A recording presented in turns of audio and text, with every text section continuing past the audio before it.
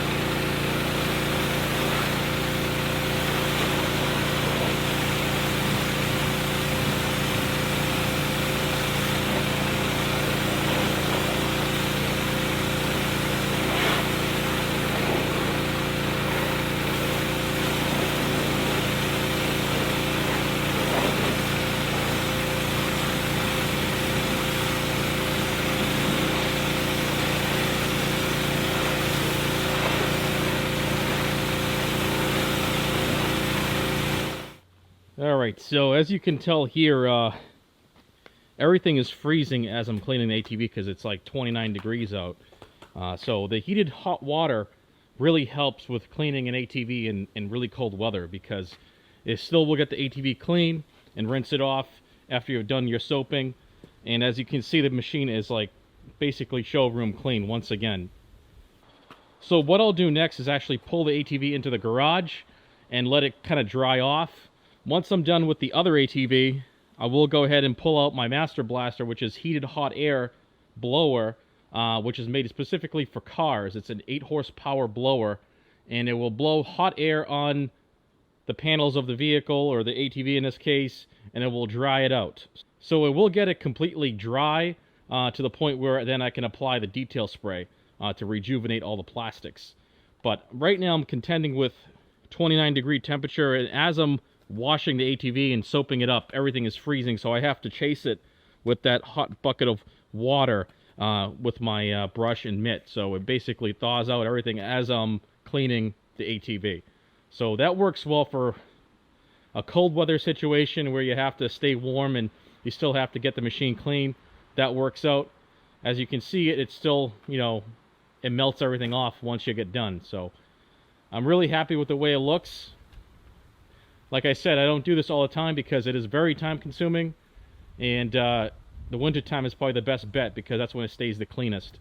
So I'm gonna go ahead and pull this into the garage, get it out of the way, go ahead and finish my machine here, and then that should be it for the cleaning kind of tutorial on my machines. So hot water is the key. If you can do that, I highly recommend it. Cold water is just it does not dissolve dirt and grease the same way that hot water does, especially out of a pressure washer. So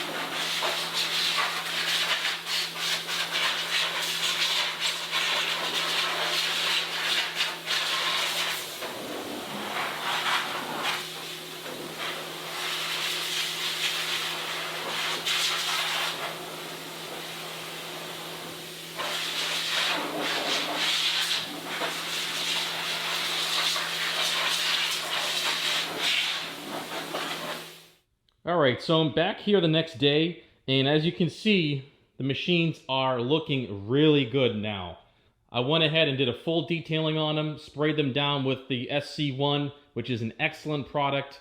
I mean, the plastics look like they were brand new, honestly. My machine here had some really dry looking black plastics, and after spraying down the whole machine, basically with one can I did both machines. Okay, I did not get to the bottom yet, but I will spray down underneath in the fenders just to make sure nothing builds up. But I went ahead and used one can on both machines, and the plastics and everything just looked great.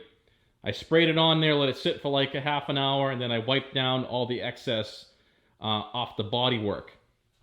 I left it on the black plastics just so it'll saturate and kind of seep in longer, and eventually it will dry out, so I'm not worried about that. See, as you can see here, it's nice and dry, but it still has a nice slick feeling. That way, when dirt and mud and debris from this point going forward fall onto it, it will kind of clean off a lot easier. Like I said, I'm going to do the same treatment underneath, which I haven't done yet, but that should not take that much product. So I'm really happy with the way they came out. This is a really good treat for my machine. It's never been cleaned with soap and water and SC1 ever since it was brand new. So I'm really happy with how the product works. It works better than the Honda polish. Honda polish, I would say, works better in more like a painted surface, a glossy surface. So like your motorcycles, your sport bikes, cars with the, a painted finish. The Honda polish, I think, excels as a cleaner and detailer. But when it comes to the power sports, off-road stuff, dirt bikes, ATVs, snowmobiles, SC1 is going to be your best bet. This is the can, and this is what it looks like. These other cans I use for touch-up. I went ahead and touched up my side armor rails, which are right here, and also the racks, because they were kind of scuffed up and worn in. So I went ahead and put a brand new finish, nice grippy surface on there. I mean, they look brand new, as you can tell. So I'm really happy with the way that came out. I basically have a brand new looking ATV right now. It's amazing, it really is. And as you can tell, something changed. The wheels used to be a two-tone color. Well, I went ahead and took some of this epoxy paint, the roll bar and chassis paint from VHT. Excellent stuff. I like using this stuff on everything. It's a semi-gloss black, super durable, high temperature paint. I went ahead and coated my wheels. Since I had everything cleaned, I took my wheels off and spent the time in cleaning them. I hit them with alcohol, got everything nice and clean, and I hit them with the black paint. So they look all murdered out, and I really like the way they look. To be honest, these are the wheels I wanted to begin with. When I looked for the wheels for this ATV, I could not find the ITP beadlocks in all black because they weren't available anywhere. So that's why I ended up with the two-tone. I said, hey, let me try them out, see if I like them. They're a great looking wheel, but on the Hunter, you just need all black, honestly. From the factory, it comes with all black rims, and I kind of wanted to keep that look, and I think it looks better. So, also I wanted to match my girlfriend's ATV with her black rims. These are the wheels that came on my Hunter, the rims, not the tires. So it comes with the 14-inch Polaris, aluminum wheels, which are really nice wheels because they're lightweight. You cannot get any lighter weight than those Polaris rims. So if you want to do like an off-road tire combination and get bigger tires, I highly recommend these rims with these tires right here. These are the Duro Power Grip V2s. Excellent tire. They're basically a Bighorn 2.0 variant. They're extremely smooth, extremely grippy. On here I have the ITP beadlock rims with the Blackwater Evolutions. These are 28s. So really happy with the way everything came out. The machine essentially looks absolutely mint right now, and it should last a long time. It should be really good going forward. It doesn't get too dirty in the wintertime, so it's really, when it comes spring now, we'll see how it stands up with the SC1 and how long this treatment lasts on the plastics. So that was pretty much my detailing. I did the whole 9 yards this time around. I did not cut any corners. It took me a good full, I would say, day of cleaning and detailing both of these machines. One machine is a lot of work, and then when you have two of them, it's even more work. So anyways, with that being said, I hope you guys took some good notes and got some good information out of the video. And this is just my own personal process on cleaning the ATVs and kind of what I've developed over the years. So if you have your own personal method that you like to use, let me know in the comments below. I'd like to hear what you guys do for spray products. And do you guys use hot water? How many people out there use hot water to clean their heavy equipment or ATVs or dirt bikes? I'd like to know that, because I know a lot of people in the heavy equipment industry, like excavators and bulldozers, they use those like steam washers, or those like heated hot water washers where you pour like diesel in there and it heats the water up and it boils, almost gets it like 200 degrees or whatever. But obviously I wasn't using 200 degree water. I was using 130, 140 degree water on my machines. But it does work very well. So let me know what you guys do and your favorite thing to kind of speed up your cleaning process is. So with that being said, now let's talk about some of the future videos I will have coming up on the channel. It's snowing right now, so possibly I might have a snow plowing video very soon. I might do a snowblower video instead. I don't know. It depends on how much snow I get. So the ATV is good to about, I don't know, 12 inches or 12 to 15 inches of snow. You know, once you get more than that, the snowbanks become too much. You know, you don't have enough room to push. Well, at least I don't. It really becomes a pain in the ass when you're developing snowbanks and then you start barricading yourself in. So that's why I turn to the snowblower when there's a lot of snow, like, you know, stuff closer to 2 feet. The snowblower just works much more effectively and throws that snow like its name says. But anyways, I have possibly a plowing video. I also have the Polaris LED upgrade kit, just like this one here, but I'm going to be putting it on my XP1000. It still has the halogen housings that have the LED bulbs in them. But this is a $400 kit from Polaris that turns your halogens into LED, as well as the upper pod LED. You'll get the same projector lenses as you see here in the upper pod. So it's a 3-piece housing kit. It's $400. I went ahead and spent the money on it because I think it's just going to look really great.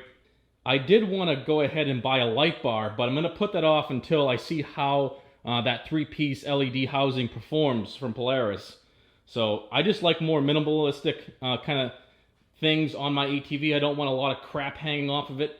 Especially, I don't like how people put the light bar here, because right here is supposed to be for airflow going into the radiator, not for a light bar to be stuffed in there. So people wonder why their ATV overheats, and it's because you guys aren't installing things correctly and you're just kind of shoving them in places where they shouldn't be. So if I do put a light bar, it's going to be up on top, because I want to have the light broadcasted from a higher location downward. That's just going to be a better fit for me. So that's going to be coming up for sure. I already have the kit here in the workshop. I'm just waiting for some time to get it done. But if I wasn't doing some snow plowing today, I would have gone ahead and installed the kit on the ATV and to see how it looks, because I'm really excited about it, and I think it's going to perform great. But yeah, that's it for this video. I hope you guys took notes and enjoyed the content. So happy riding.